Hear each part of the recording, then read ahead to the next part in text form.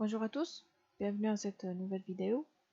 Alors, on continue avec la série numéro 4 d'algèbre. Alors, exercice 3, soit le système linéaire suivant. Alors, dans cet exercice, on va essayer de résoudre un système linéaire. Donc, dans les exercices qui restent dans la série, on va résoudre des systèmes linéaires, mais on va voir trois méthodes.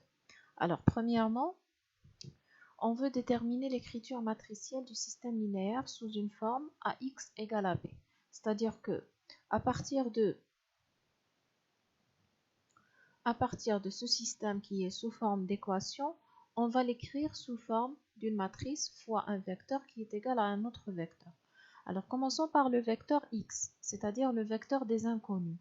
Donc les inconnus que nous avons dans ce système sont X, Y et Z, ce qui veut dire que le vecteur grand X, ce sera X, Y et Z. Alors bien sûr, pour le vecteur B, c'est ce qu'on a du côté droit de l'égal. C'est-à-dire que ça va nous donner le vecteur constitué de moins 6, 2 et 3. Alors en ce qui concerne la matrice, comment on va la remplir?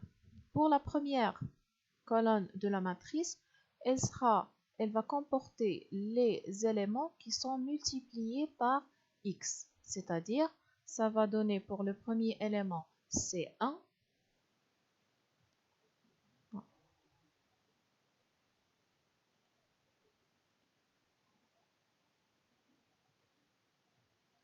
alors premier élément c'est 1, deuxième élément c'est moins 2, troisième élément c'est moins 1. Pour la deuxième colonne, elle va contenir les éléments qui sont multipliés par y. Donc, d'après la première équation, on a 2. Dans la deuxième ligne, on a 1. Et dans la troisième, on a moins 1. Donc, 2, 1, moins 1. Pour la troisième colonne, ce sera les éléments qui sont multipliés par z.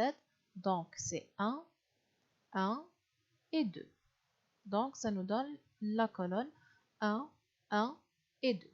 Donc, ça sera la matrice A. L'inconnu, c'est le vecteur X. Et le vecteur B, c'est le vecteur moins 6, 2 et 3. Deuxième question, la matrice A est-elle inversible? Si oui, calculez son inverse. Donc, bien sûr, si on veut savoir si une matrice elle est inversible ou non, il faut calculer son déterminant. Si le déterminant est égal à 0, donc elle n'est pas inversible. Si le déterminant est différent de 0, donc c'est une matrice qui est inversible. Donc, nous allons maintenant calculer le déterminant de A. Alors, je vais commencer par faire apparaître des zéros. Donc, je vais prendre cette colonne 2, moins 2, fois la première colonne, pour avoir 2 moins 2 égale à 0. Donc, ça c'est pour avoir un 0 à cet endroit. Pour avoir un 0 ici, je vais faire la troisième colonne moins la première colonne. Alors, commençons d'abord par calculer la deuxième colonne. Donc, on a pour la première, c'est 1 moins 2 moins 1. Pour la deuxième, j'ai 2 moins 2, c'est 0. 1 plus 4, c'est 5. Moins 1 plus 2, ça donne 1. Pour la troisième colonne, je vais faire pour la troisième colonne, on va faire C3 moins C1. Donc 1 moins 1, ça donne 0. 1 plus 2, ça donne 3. Et 2 plus 1, ça donne 3. Donc ça nous donne ce déterminant. Donc je vais développer par rapport à la première ligne puisqu'elle contient 2 zéros. Donc ça donne 1 fois le déterminant de ce qui reste en supprimant la première ligne et la première colonne. Donc c'est 15 moins 3, ça donne 12. Donc 12, c'est un nombre qui est non nul, ce qui veut dire que notre matrice, elle est inversible. Maintenant, nous allons calculer son inverse. Alors, voilà notre matrice A. On va calculer l'inverse par la formule qu'on a vue dans la séance précédente. Donc, on a A-1, c'est 1 sur le déterminant, fois la comatrice transposé. Donc, déterminant, on l'a déjà calculé, c'était 12. Maintenant, nous allons calculer la comatrice de 1. Alors, je rappelle qu'on commence par distribuer les signes en commençant par plus et en faisant, on alterne le plus avec le moins. Donc, ça nous donne les signes. Maintenant, je vais commencer les éléments. Alors, je rappelle comment on calcule la comatrice. Pour cet élément, ça se trouve dans la première ligne, première colonne. Je reviens à ma matrice A. Je vais supprimer la première ligne et la première colonne. Ce qui va me rester, c'est 1, moins 1, 1 et 2. Donc, c'est le déterminant de 1, moins 1, 1, 2. Alors, on va faire ça pour 2 ou 3 éléments. Pour cet élément-là, ça se trouve dans la deuxième ligne, première colonne. Je supprime la deuxième ligne et la première colonne. Ce qui va me rester, c'est 2, moins 1, 1 et 2. 2 moins 1, 1 et 2. De la même façon, on va continuer. Pour cet élément, troisième ligne, première colonne, je supprime la troisième ligne et la première colonne. Donc, j'aurai 2, 1, 1, 1. Et de la même façon, je vais calculer les autres éléments. Donc, j'espère que vous avez compris le principe. Donc, je vais continuer ma matrice. Donc, il nous reste maintenant à calculer chacun de ces éléments. Alors, pour le premier, j'ai 2 plus 1, c'est 3. 4 plus 1, c'est 5. Avec le moins, c'est moins 5. 2 moins 1, c'est 1. Et ainsi de suite jusqu'à remplir toutes les cases de la matrice. Donc, nous, bien sûr, on a besoin de la transposée de cette matrice. Donc, la première ligne, toutes les lignes deviennent des colonnes. Voilà. Et ainsi de suite. Ce qui nous donne finalement A-1, c'est 1 sur le déterminant fois la comatrice transposée de A. Alors, en déduire la solution du système linéaire. Alors, n'oublions pas que notre système linéaire, il s'écrit sous la forme de AX égale AB. Donc, nous, on veut connaître la valeur de X. Alors, si je vous dis, donnez-moi X, donc supposons que nous sommes dans R, je vous dis que 3x est égal à 2 et que je veux déterminer la valeur de x. Donc, ça serait quoi? Ça serait x. Donc, vous allez tous me dire que x, ça sera 2 sur 3. Et vous avez raison. Donc, dans R, qu'est-ce qu'on a fait? Lorsqu'on a fait passer le 3 de ce côté-là, en fait, on l'a multiplié par son inverse. On a fait 1 sur 3 multiplié par 3x. Et bien sûr, il faut multiplier aussi de l'autre côté 1 sur 3. C'est exactement ce qu'on va faire pour les matrices. Donc là, on ne va pas dire bien sûr que x c'est b divisé par a, parce que ça n'a pas de sens de diviser sur une matrice. Mais nous allons multiplier a par son inverse. Donc là, on va multiplier a par a-1 et on va multiplier aussi de l'autre côté le b par a-1. Donc a-1 fois a fois x est égal à a-1 fois b.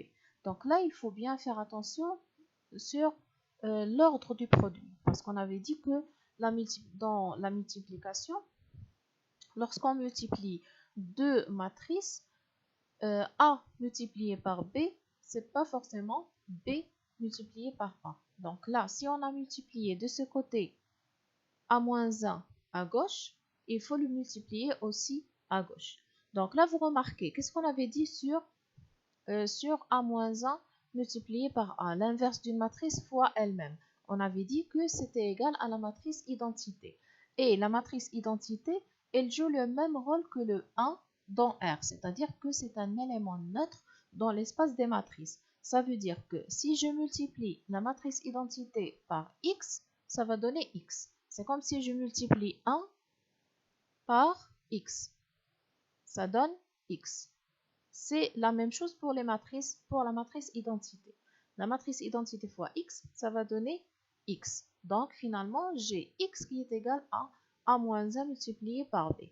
Donc, a-1, on la connaît, on vient de la calculer. P, on le connaît. Calculer le produit de A-1 fois B. Donc, remplaçons le A-1, c'est 1 sur 12 par... c'est 1 sur 12 fois 3, 3, 3, moins 5, 3, moins 1, 1, moins 3, 5, multiplié par le B qui est égal à moins 6, 2, 3. Donc ça, c'est une multiplication de deux matrices. Nous allons calculer cette valeur-là.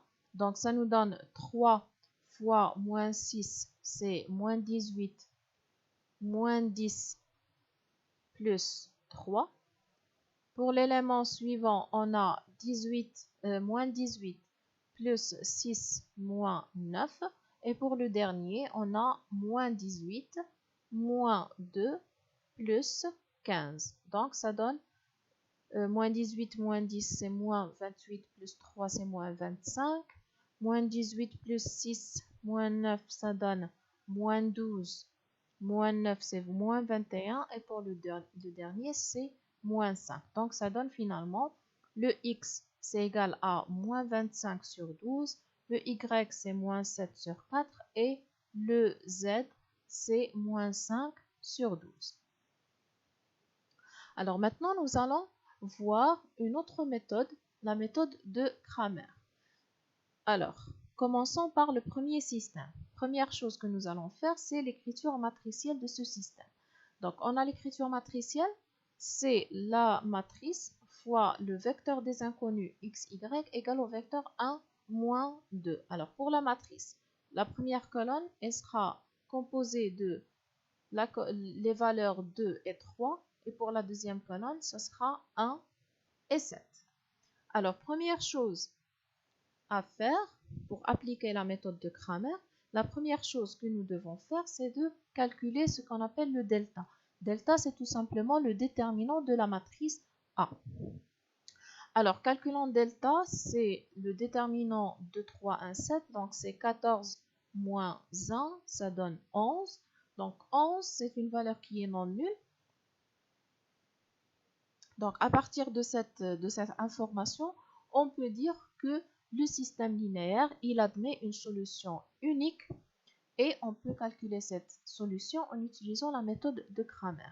Donc, il faut savoir que lorsqu'on a un système linéaire, on est face à trois possibilités. Soit que le système linéaire admet une solution et cette solution est unique, soit qu'il n'admet aucune solution, soit qu'il admet une infinité de solutions. Donc, on a juste trois cas. On ne peut pas dire par exemple qu'un système linéaire, il admet deux ou trois solutions. Non, on a soit qu'il admet une seule solution, soit qu'il admet une infinité de solutions, soit qu'il n'admet aucune solution. Lorsque le déterminant de la matrice est non nul, alors le système il admet une solution unique, c'est-à-dire une seule solution. Si le déterminant est égal à 0, donc là il y a deux cas. Soit que le système admet une infinité de solutions, soit qu'il n'admet aucune solution. Donc là, on a trouvé que le déterminant est différent de 0. Donc, notre système, il admet une seule solution et on peut appliquer la méthode de Cramer si on veut déterminer cette solution. Si le déterminant, c'était nul, alors dans ce cas, on n'a pas le droit d'appliquer la méthode de Cramer. Alors, dans notre cas, on peut appliquer la méthode de Cramer. Et la méthode de Cramer, elle dit la chose suivante. Le x, c'est égal à delta x sur delta. Le delta, bien sûr, on l'a déjà calculé, c'est 11. Mais pour le delta x, comment on a ces valeurs-là? On prend la matrice A et on remplace la première colonne, on la remplace par le B. Donc là, c'est la matrice A en remplaçant la première colonne par B. Donc pourquoi on a remplacé la première colonne? Parce qu'on est en train de chercher le x. Le x, je rappelle que la matrice, on l'a eu initialement en prenant les éléments qui ont été multipliés par x. Donc si je veux déterminer delta x, je vais remplacer dans la matrice la première colonne par le vecteur B. Donc, ça nous donne ce déterminant. Donc, c'est 7 plus 2, ça donne 9 sur 11. Avec le même principe, nous allons calculer la valeur de y. Y, c'est delta y sur delta. Alors, cette fois-ci, delta y, c'est la matrice A en remplaçant la deuxième colonne par le vecteur B. Donc, ça nous donne moins 4, moins 3, c'est moins 7 sur 11. Donc, l'ensemble des solutions S, ça sera le vecteur. Donc, c'est une seule solution. C'est le vecteur composé de 9 sur 11 moins 7 sur 11. Voilà. Alors, passons au deuxième système. On a le système suivant. Première chose à faire, c'est l'écrire sous une forme matricielle. Donc, la première colonne, ça sera 1, 1, 1. Deuxième colonne, c'est 1, moins 1, 0. Troisième colonne, D, 2, moins 1 et 1. Alors, nous allons calculer le déterminant. Donc, vous pouvez bien sûr développer par n'importe quelle ligne, n'importe quelle colonne. Donc, ça a donné la valeur moins 1. Donc, c'est différent de 0. Donc, on peut appliquer la méthode de Cramer et le système, il admet une solution qui est unique. Alors, x, c'est delta x sur delta. Alors, delta, c'est moins 1. C'est le même principe. On a la matrice A et on remplace la première colonne par le vecteur B. Alors, en calculant ce déterminant, j'ai trouvé la valeur moins 3 sur moins 1 égale à 3. Je vous invite bien sûr à refaire ces calculs. Et si vous trouvez des erreurs de calcul, n'hésitez pas à me le faire signaler. Pour y, c'est delta y sur delta. Donc, c'est la matrice A. En remplaçant la deuxième colonne par le vecteur B. Donc, ça a donné moins 2 sur moins 1, c'est égal à 2. Finalement, le Z, c'est delta Z sur delta. Cette fois-ci, le vecteur B, il prend la position de la troisième colonne. Donc, ça a donné finalement la valeur 0. Donc, notre système, il admet une solution unique qui est le vecteur composé de 3, je pense. Oui, voilà, 3.